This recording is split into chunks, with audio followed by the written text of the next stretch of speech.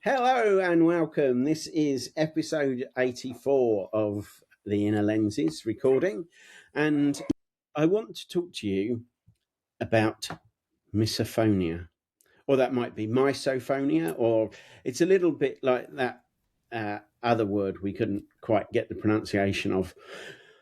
But this is an emotional reaction that some people who suffer from misophonia will have to certain sounds. It can leave them feeling disgusted or angry, and it's very intense, apparently.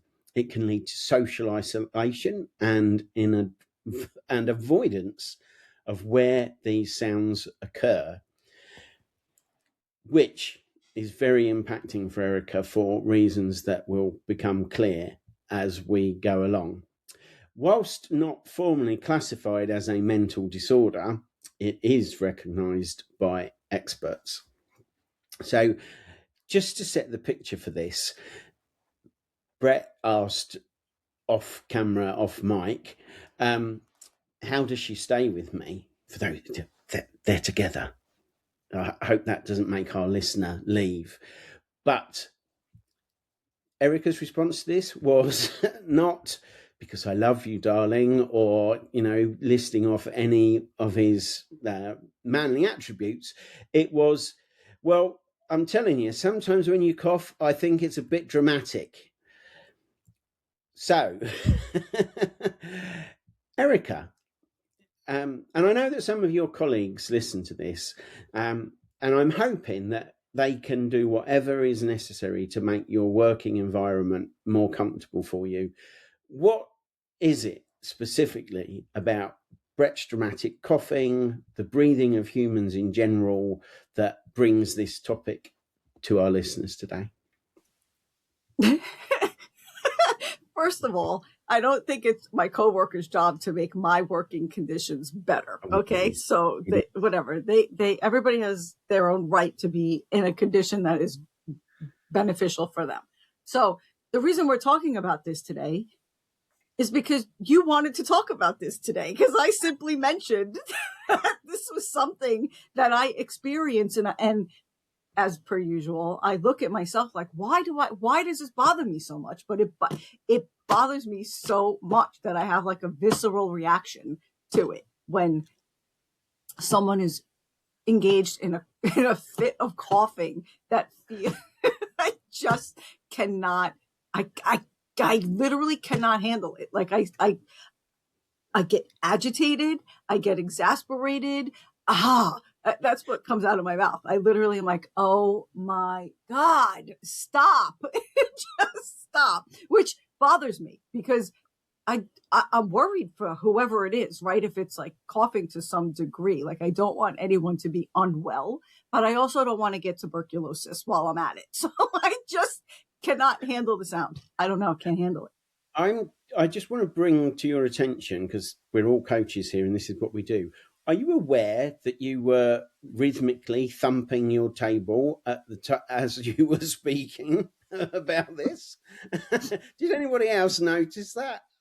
What, like this? Like cut, yes. Stop, cut the shit like that. I just Stop can't breathing. I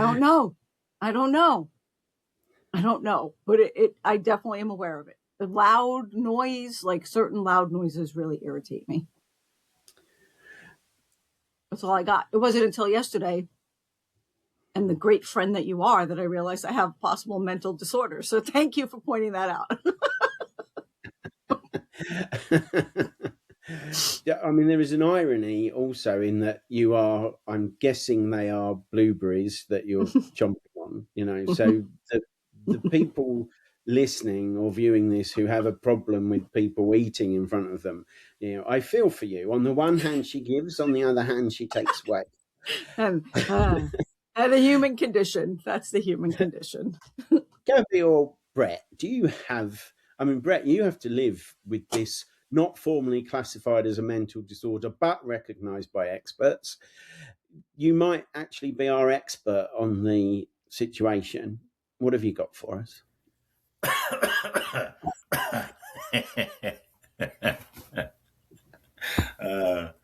I don't know. I feel I it's amazing how everybody has their different thing, right? And as annoying as it may be, I kind of laugh sometimes, and I know that's probably not the right thing to do, but I kind of make, I don't know, try to make light of it and redirect, maybe. I don't know. I don't know. I don't know Well, how to you, support. I don't know how to support Erica in that way of not being loud, or because I find humor sometimes, unfortunately, but we'll both start laughing, because we're open in what's bothering us in that way, but then we'll play around with it and wind up laughing about something to try. I feel like it's lightening the situation and finding the humor so we can kind of, okay, you can go to the side. This is more important, kind of I, thing. can I just say, I think this is highlighting, like, we're laughing and it's a joke, haha, when we're first talking about this. But what he just said is really, I find, super important for any of us who struggle with whatever it is that we struggle with, right? It could be really easy for me to outwardly say, you need to stop fucking coughing. You need to go into another room. You need to stop so that I can feel better, right? And that's not at all what I don't ask him to do that. I get irritated outwardly because it like suddenly comes over me. And then when it happens, I take a hard look at myself. Like, why is this happening? What, it's not his fault or whoever's fault that they're coughing. It's a natural human thing. We do this. I cough. Is it okay when I cough? Like, it's not, this is not okay. None of this is okay.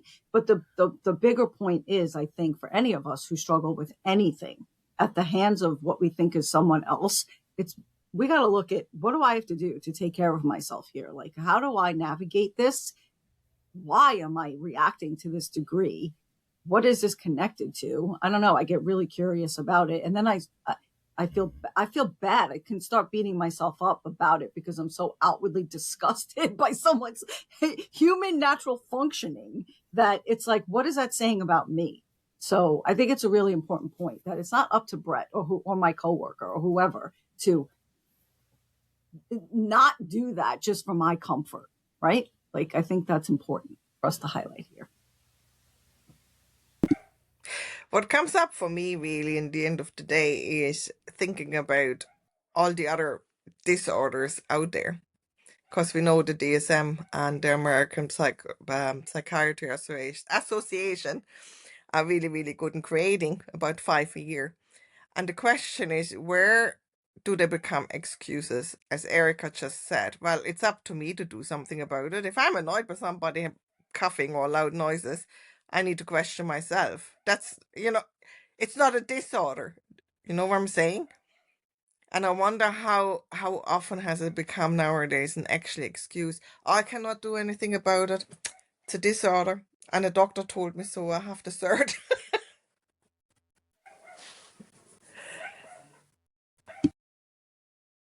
That's the truth. It's the ownership, owning it, and then actually reflecting on it that brings the empowerment. Just because somebody diagnosed you, right, doesn't mean you have to ride that ship all the way into port, right?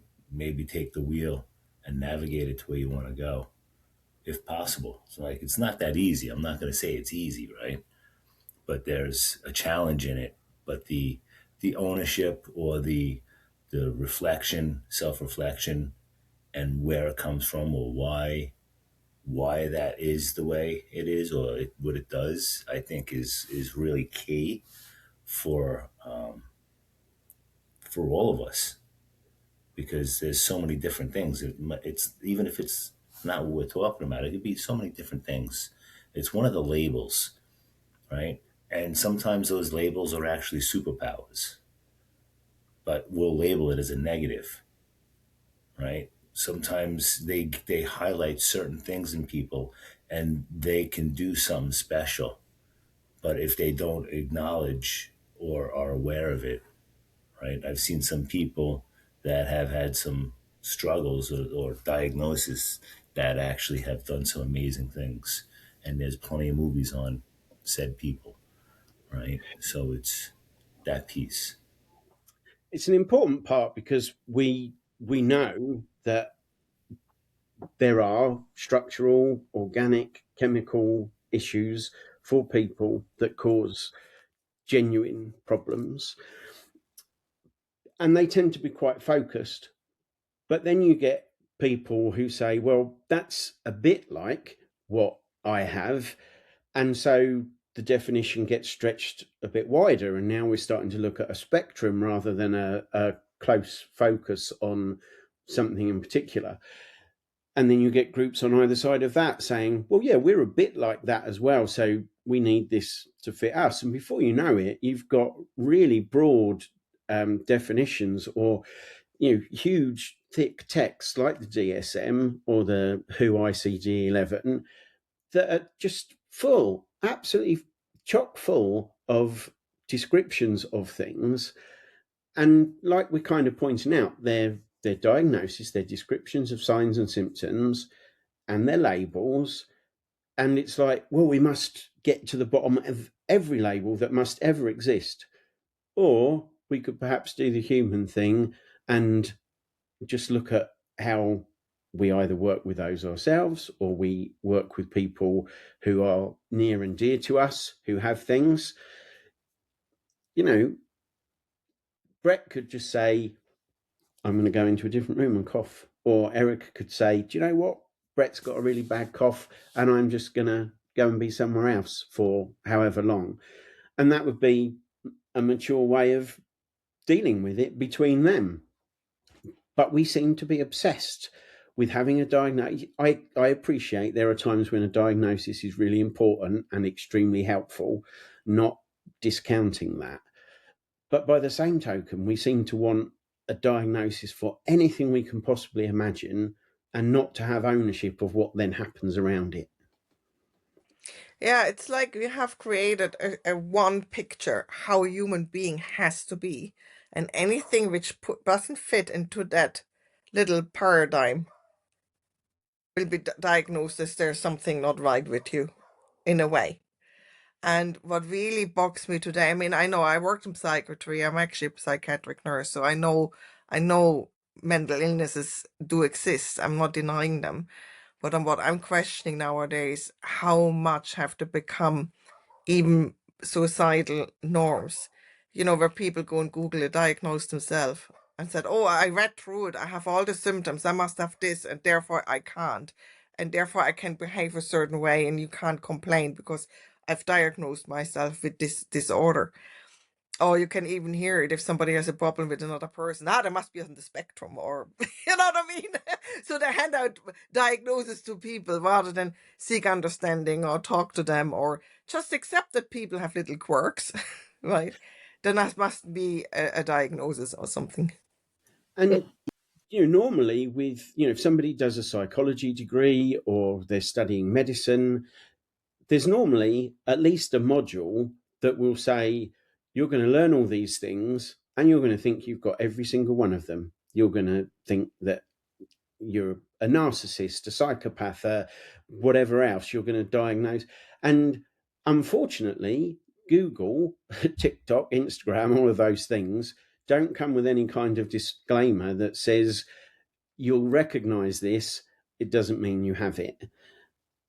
Or even encourage people to think, if you're recognizing these things in yourself or someone else, maybe have a conversation about it. Perhaps if it's really causing that person a struggle, ask them or suggest to them that they maybe go and get some experienced professional help.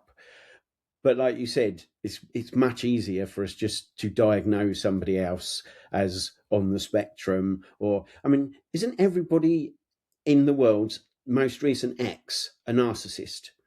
I'm pretty sure that is like now the standard case.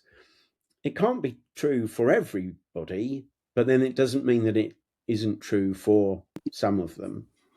I mean, you raised two very good points. I mean, people are not necessarily a narcissist. They may be very selfish, and that's what we recognize. They're selfish. Doesn't make them a narcissist. It's two very different things. And what you said about, you know, two professionals, I had a really, really interesting chat with a guest I had over Christmas, and she's actually a psychologist. And at the beginning, when she started out, she would have parents come in who diagnosed the children as being ADHD or being autistic or on the spectrum with Dr. Google. And she would do all the tests, and then the kid didn't have it, and she would be delighted. And she thought she would tell the parents something really good. Your child doesn't have it, right? The parents usually go absolutely nuts with her, abusing her, calling her names, because they do not accept there might be something other wrong, and they cannot have this diagnosis as an excuse. You know, when she starts working with the parents and said, look, you have to start saying no, you have to start setting boundaries. This is where these behavioral issues come from, but it's not a diagnosis. All hell breaks loose. And they go to another psychiatrist or another psychologist doing the tests again because they want this diagnosis. It was really, really interesting to talk to her.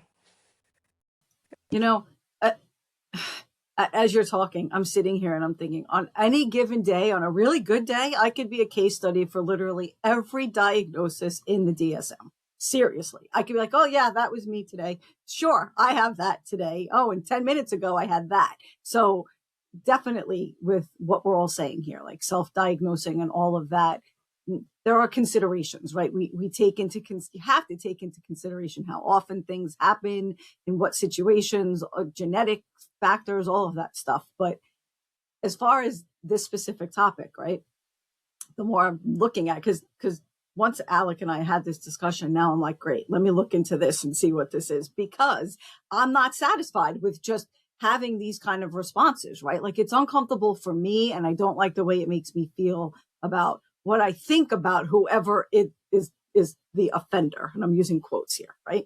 But this specific disorder is a neurological disorder. It's based neurologically, and it's often associated with autism. So by in theory, I suffer from this. So am I autistic now? All of a sudden, like, so I went from, I have a neurological disorder to I'm on the spectrum totally because I have this. That doesn't mean that that is true. But by the way, I think we're all a little bit autistic and we're all a little bit ADHD. We all have a little bit of the things that are characterized by this. But what came up for me as I'm sitting listening to you, it's a neurological thing. Like, I get it. Science has evidence behind it.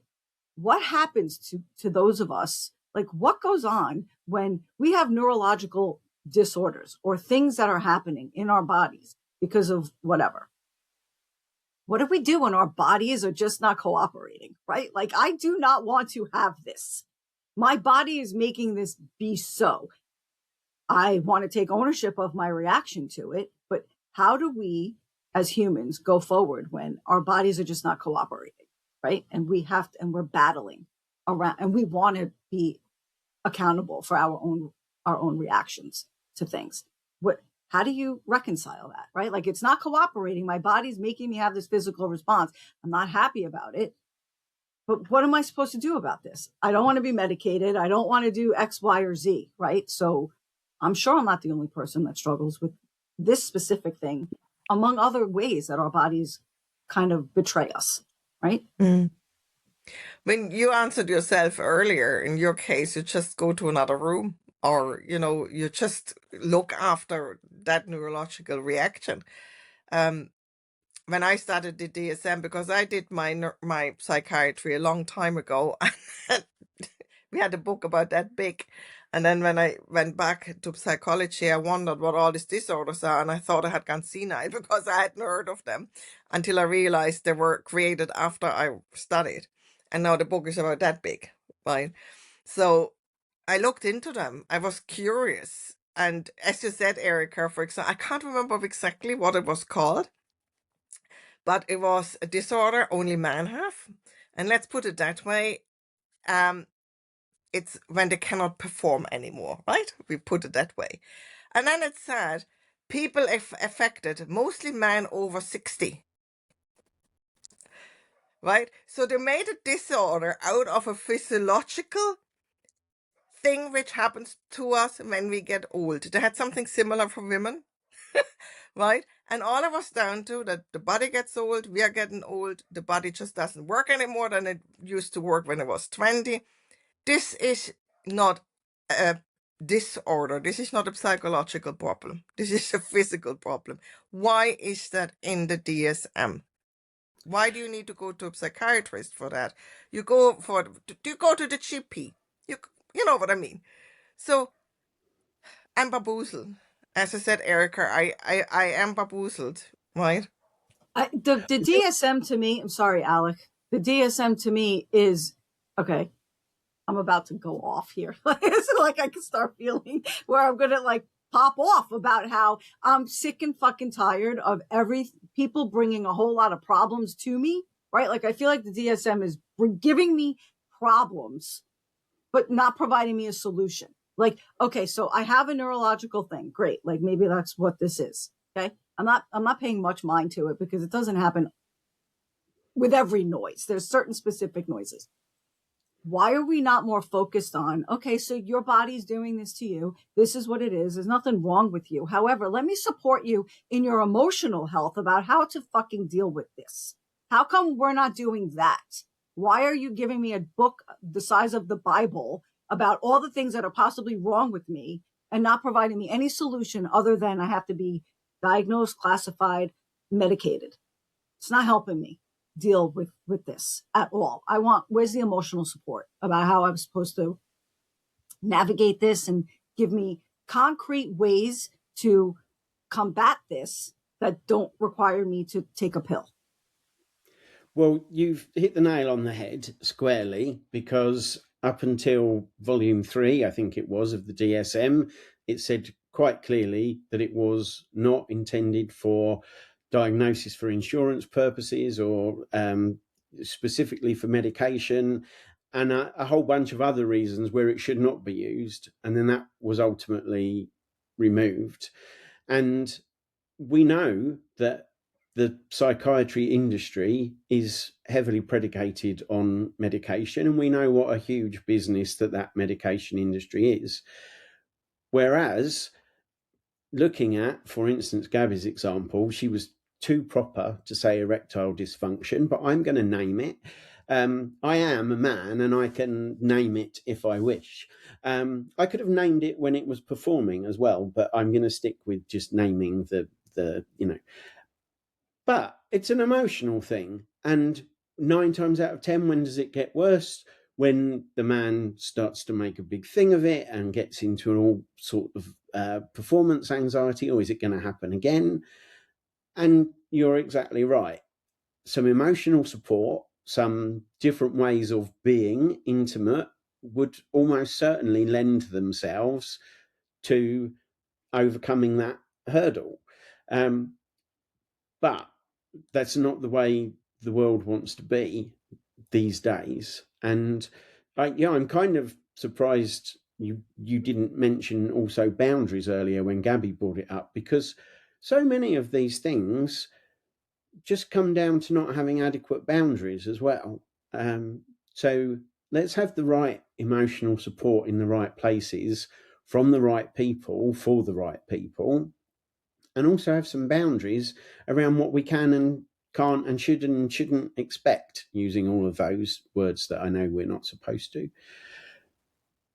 And some of this will point us really nicely towards another conversation we're going to have on acceptance and serenity coaching. But all the time, we as consumers of a medical industry expect to be able to go and be given what we want from consuming that medical industry. We're going to be trapped in being drugged and labelled, I suspect. Well, it is easier to just, if there's a magic pill you can take and everything else disappears, it's easier.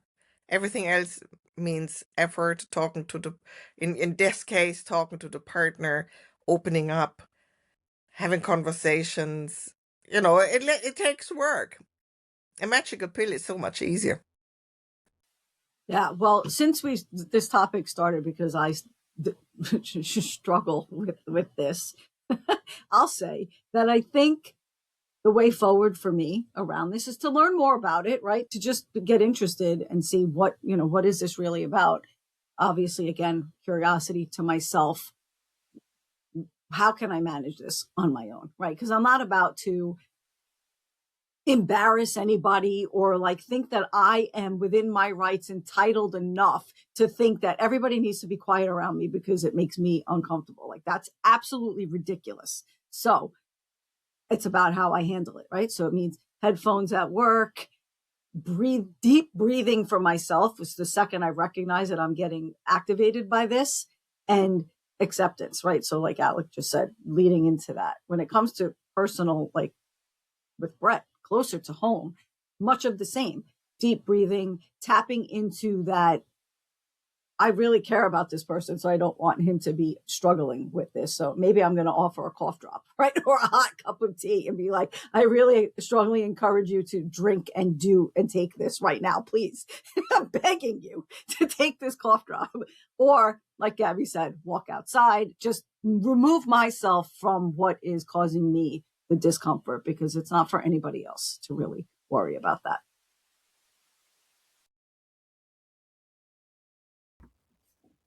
Any closing thoughts from anyone? Well, we might just leave Erica with her mic drop moment then. She is going to take all of the responsibility and accountability for this. Brett, we hope to see you on another call in the not too distant future if you haven't been left outside in the freezing temperatures. Okay, thanks. See you soon.